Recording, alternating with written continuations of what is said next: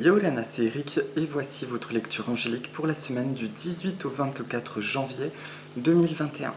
J'espère que vous allez bien, que vous avez passé une belle semaine, que l'année commence agréablement. Oui, agréablement, je le pense sincèrement. Alors, cette semaine, nous allons travailler avec deux oracles qui sont pour les 3 temps de la semaine. Un nouvel oracle que j'hésitais à sortir et qui m'a bien parlé, c'est l'oracle des ombres de Marion B. Alors, Marion B, c'est indiqué ainsi. En fait, c'est un oracle offert par une amie très chère qui m'a dit qu'il serait intéressant d'aller explorer les ombres. Alors, je suis pas très friand de ça, mais je pense que c'est intéressant d'aller voir ce qui s'y passe. Et puis, en plus, c'est une agréable surprise parce qu'il est tout en noir et blanc. Marion est une artiste, hein, du coup, elle crée toutes ses illustrations et les messages sont porteurs de beaucoup de lumière, mais elle ose aller voir ce qui se passe dans les peurs pour y faire remonter de la lumière. Et je crois que c'est exactement ce que nous traversons actuellement. On peut expérimenter des choses plus ou moins désagréables et qui nous demandent en réalité de les traverser en totalité. Il y a aussi un autre message qui m'a été partagé par Sylviane, que je remercie, de Kate Sprickley, que j'aime beaucoup, qui explique qu'actuellement, en gros, toutes nos constructions sont comme annulées, on ne peut plus se raccrocher à rien, on nous demande de fonctionner sur un instant présent très prégnant, j'ai envie de dire, de composer avec ce qui est, sans prévoir quoi que ce soit. Et c'est un but très intéressant au niveau de l'âme, de nous permettre d'apprendre à vivre chaque instant le mieux possible et finalement à découvrir des potentiels qui étaient cachés jusque-là, qui étaient protégés par les projections de notre inconscient, l'envie de telle chose, aller faire ça, etc.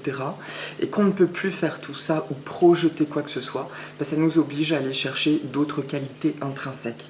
Et c'est un processus qui peut faire peur, effectivement, quand on ne sait pas de quoi demain est fait. Mais quand on commence à s'y abandonner, ça devient très intéressant, ça devient riche, et surtout, ça devient porteur de surprises. Car quand on n'attend plus rien, finalement, tout ce qui se profile est perçu de manière encore plus positive. Donc ça, c'est pour les 3 temps de la semaine. Et pour la synthèse, une carte de mon oracle, message des plantes du monde. On va voir ce que ça nous dit. Donc c'est parti pour le tirage des cartes.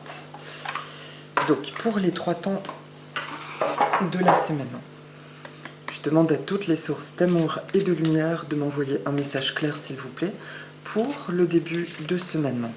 Ça saute. Ok. Merci de m'envoyer un message clair pour le milieu de semaine prochaine. Et merci de m'envoyer un message clair pour le week-end prochain.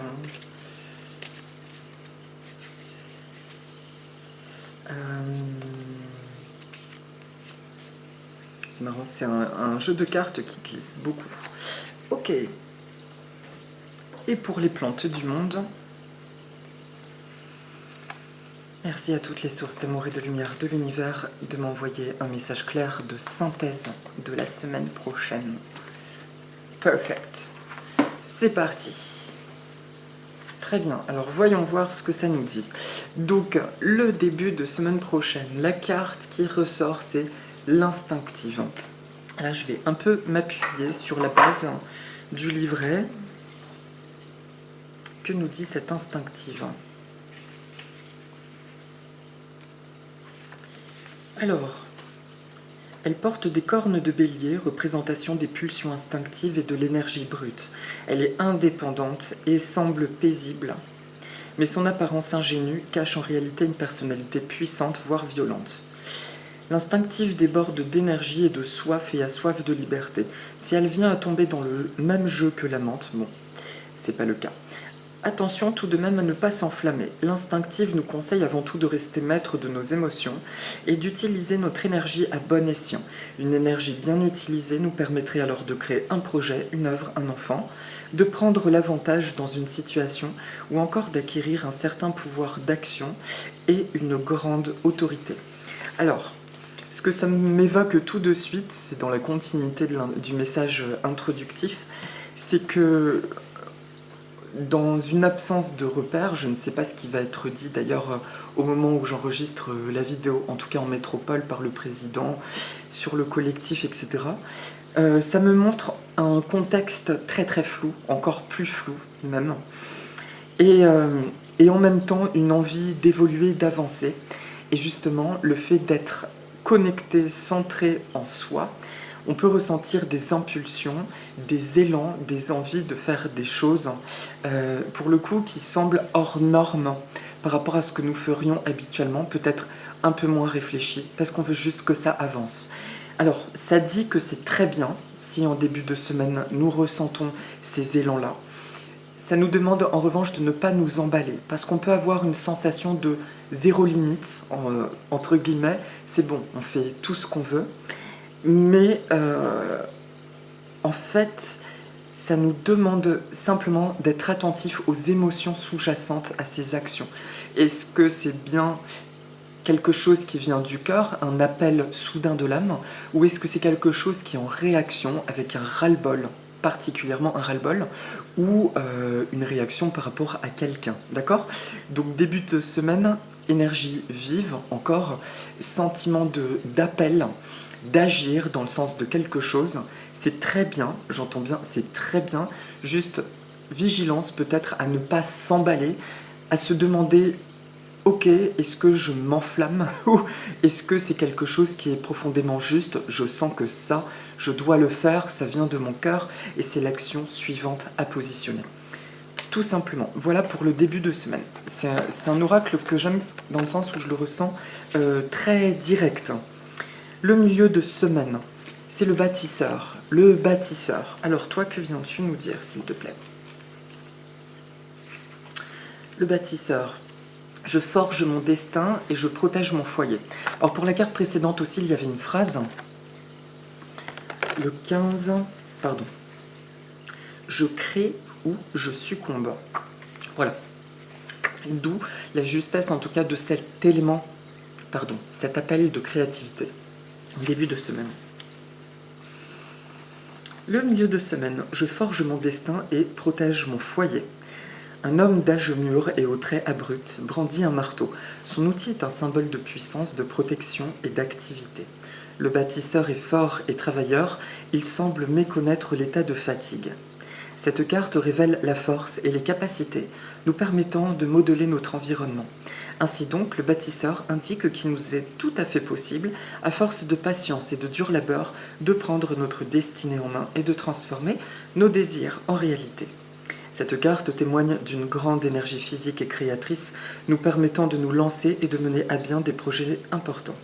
Le bâtisseur est aussi un modèle de stabilité. Cette carte protège et unit les foyers et porte chance aux personnes dévouées à leur entourage. Et en inversé, mal placé, le bâtisseur peut prévenir d'un besoin d'énergie et de repos important. Il peut aussi déceler une insatisfaction, une nécessité d'accaparer des biens ou des personnes, mais aussi un besoin de dominer son environnement et son entourage. Le bâtisseur prévient alors qu'il nous faut prendre garde à ne pas confondre relation et sentiment avec domination et possession. Alors, là, c'est encore autre chose qui me vient sur le milieu de semaine. Donc, dans la suite de l'élan du début de semaine, de pulsion, presque d'instinct, d'appel et d'action, le milieu de semaine, et ben voilà, que je retrouve mon fil, pardon.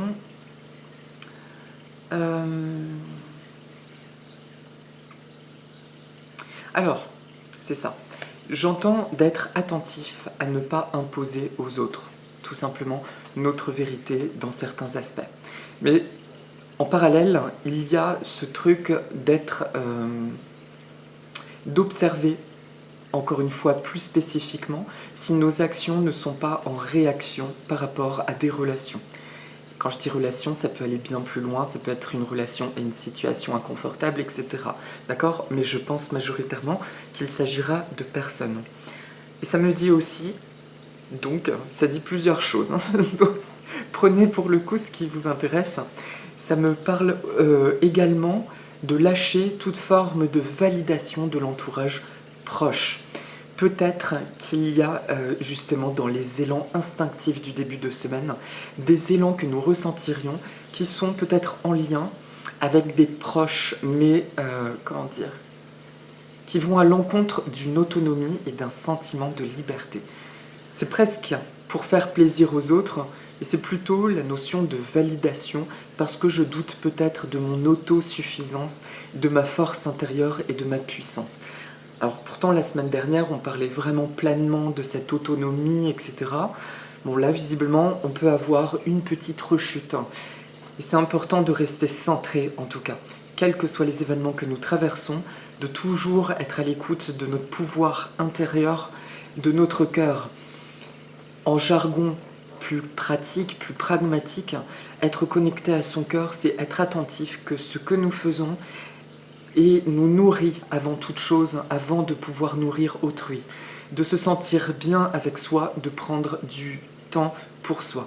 À titre d'exemple, dans ma vie personnelle, je me rends compte que j'ai souvent eu un mécanisme où j'en voulais beaucoup à des gens de mon entourage parce que je me retrouvais, notamment dans la vie de foyer par exemple, à faire beaucoup de tâches parce que j'ai l'œil averti, je vais voir un truc qui traîne ou autre, et du coup je le fais tout le temps et je vois que d'autres ne le font pas. Et alors que les autres peuvent le faire, mais plus tardivement. Et ce dont je me suis rendu compte, c'est qu'en fait, ce qui me mettait en colère, c'est que ces choses-là, eh ben, je vais les faire même si j'avais quelque chose de prévu pour moi, quelque chose qui est important pour moi, et du coup, je perds du temps. Enfin, j'ai la notion de perdre du temps et donc de ne pas être respecté. Ça remonte à bien longtemps.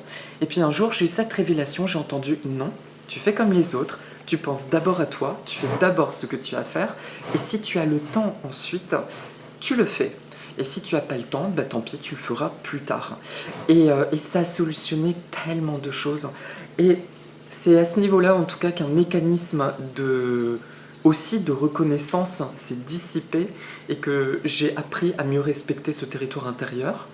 Et par extension, j'ai de moins en moins ressenti le besoin d'être validé par mon entourage, en fait. D'accord? Donc le bâtisseur nous parle de ça. Il nous dit, en milieu de semaine prochaine, ton élan, c'est OK pour le début de semaine. Sois juste attentif à ce qu'il te nourrisse véritablement en totalité, quel que soit le projet ou l'action. Et qu'il ne soit pas en réaction face à quelque chose. Voilà pour le milieu de semaine. Et pour le week-end prochain, c'est la guérie. La guérie. Alors, que nous dit la guérie? Elle est très belle cette carte et je l'ai tirée récemment. La guérie.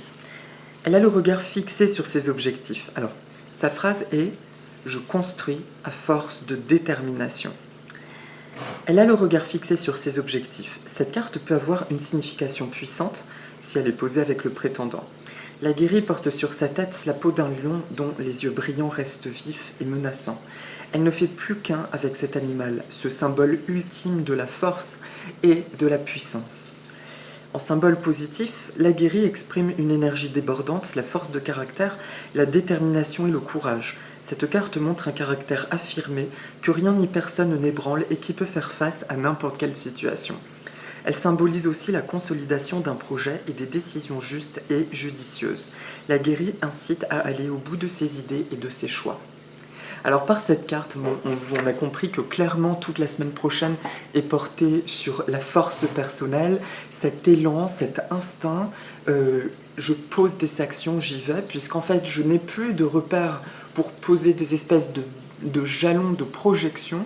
J'écoute mes impulsions intérieures et là j'avance. Et là c'est intéressant parce que je ne sais pas forcément ce que je crée, mais j'ai des ressentis qui sont très forts, qui me poussent à poser certaines actions. Et ça crée quelque chose, c'est clair, ça crée. Tiens, cela crée, ça crée. Ok.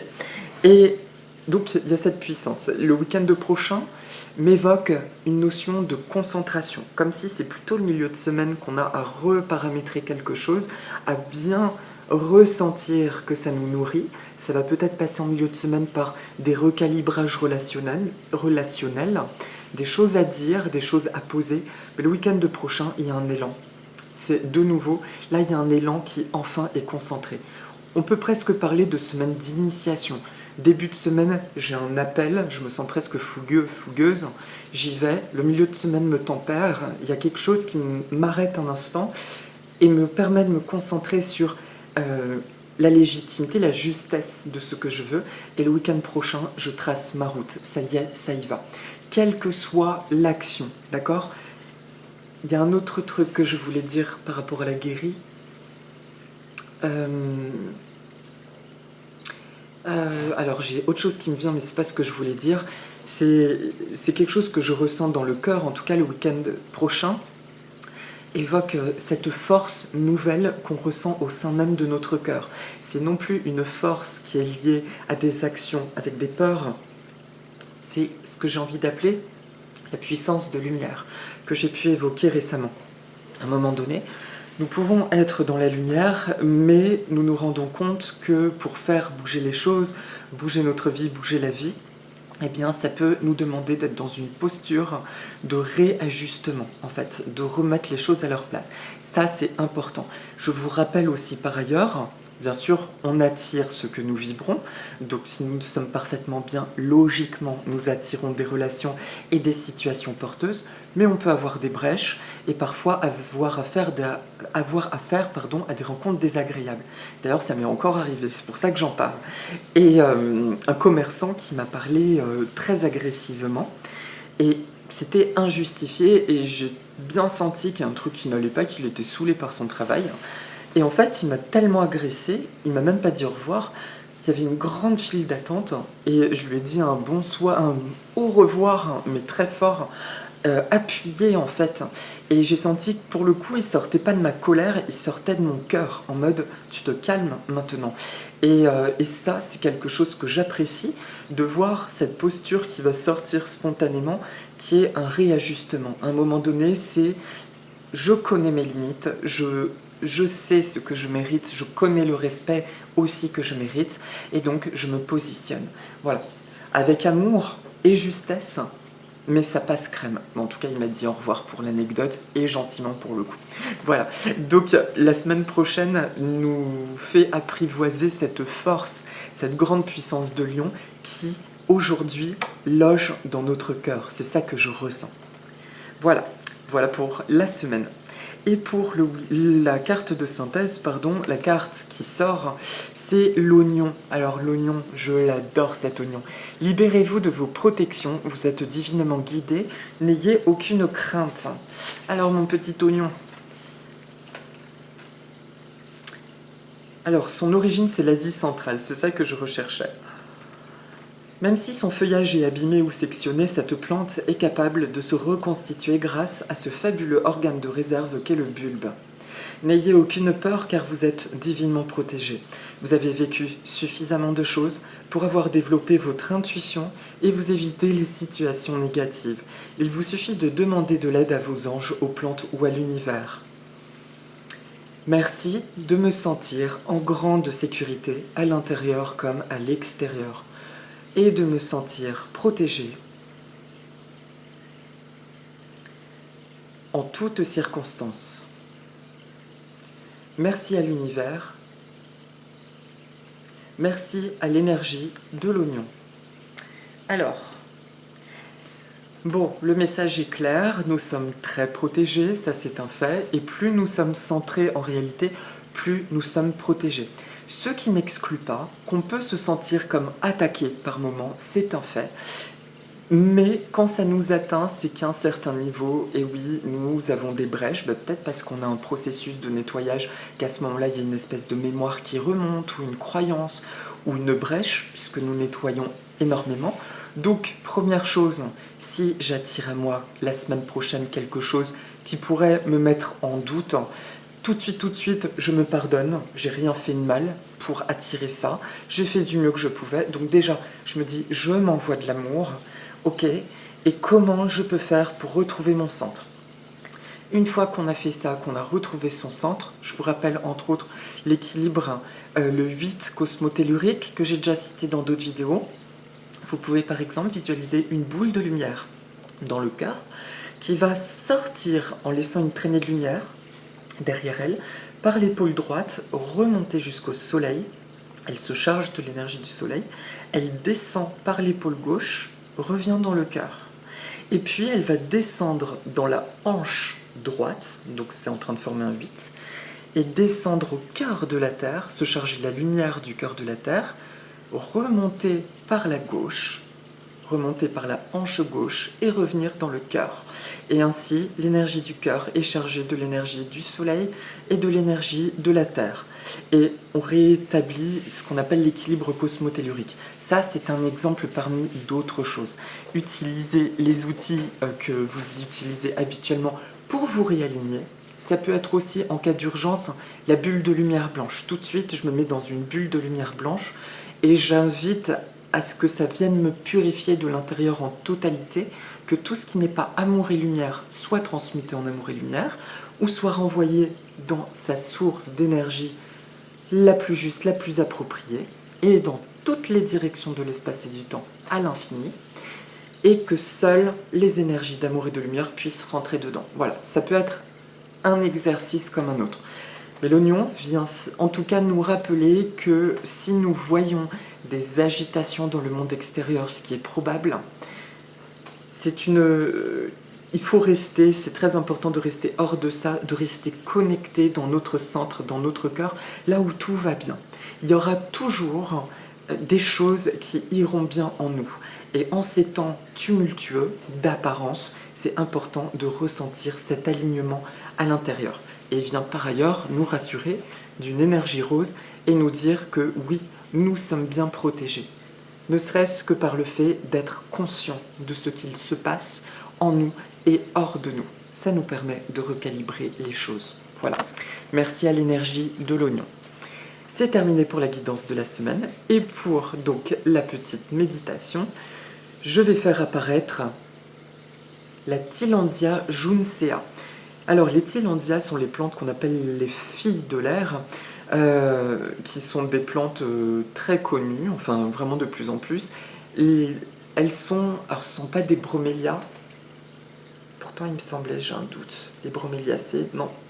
Écoutez, la famille des Tillandsia, pour être sûr de mon info, ce sont des plantes qui n'ont pas de racines, qui se nourrissent que de l'air atmosphérique, de l'humidité, et qui poussent dans les hauteurs des arbres à des altitudes plus ou moins différentes selon les espèces.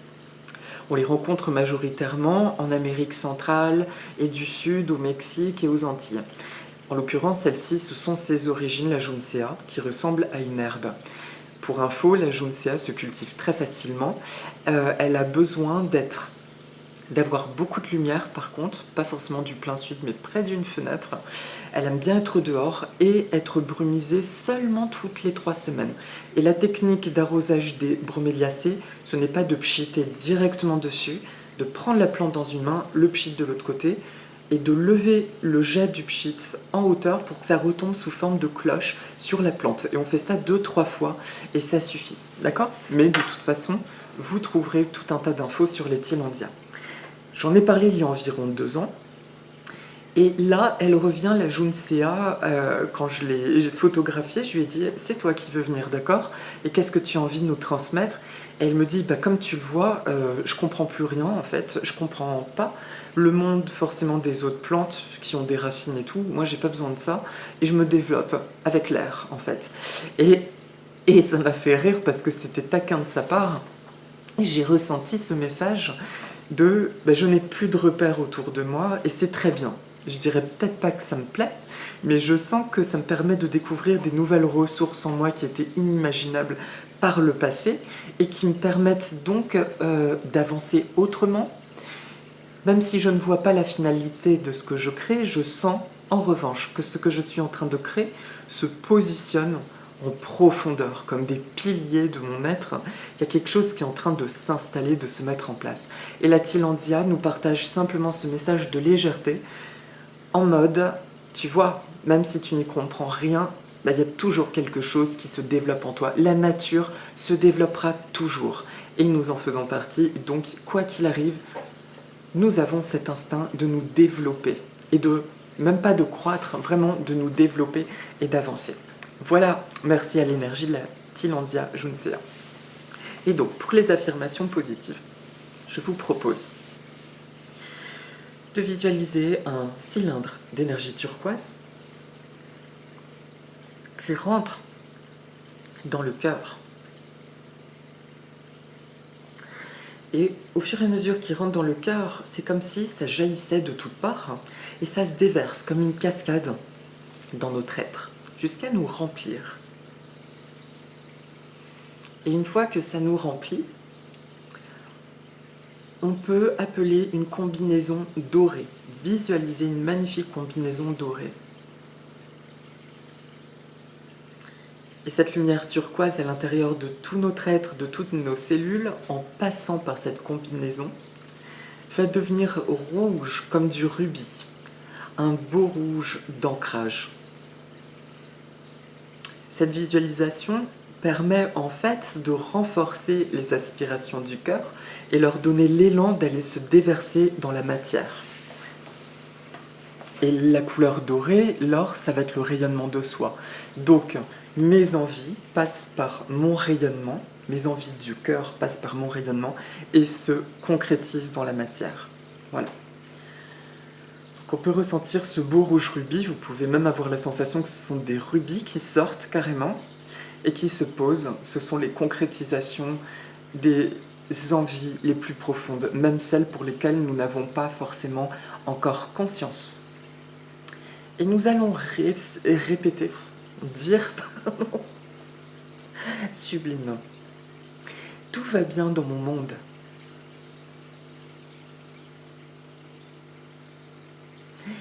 Je me sens bien et je vais bien. Et ça me plaît.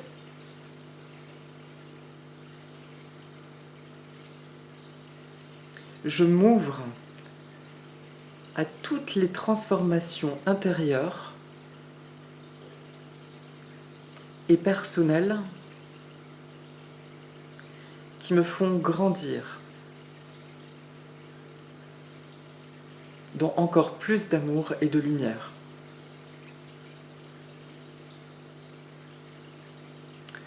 Même si je ne comprends pas tout,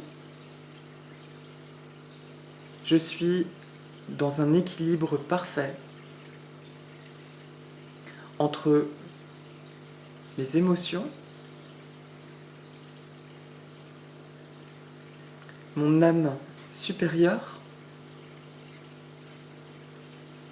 mes corps subtils, mes corps physiques et mon joyau intérieur. Je suis parfaitement aligné. J'ai une absolue et magnifique confiance en moi.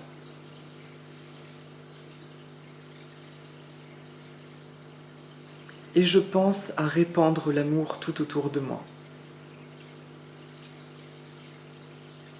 Je suis bien. Je suis bien. Et je me développe à chaque instant.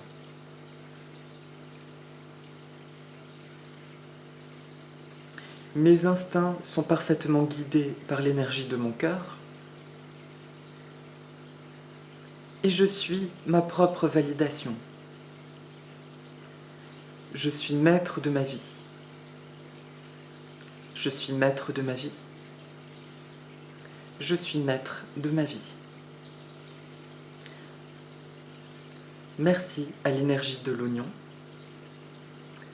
Merci à vous. Merci.